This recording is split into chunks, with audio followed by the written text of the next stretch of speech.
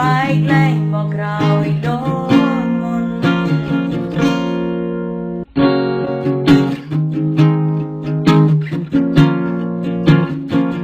ពួកយើងធ្វើត្រូវហើយដែលយើងសម្រេចចិត្តបែកគ្នាព្រោះបងគុំងារអងអារម្មណ៍នឹងគ្នាយូរហើយសង្ឃឹមថាការបែកគ្នាមួយនេះអាចធ្វើឲ្យពួកយើងបានស្បើយ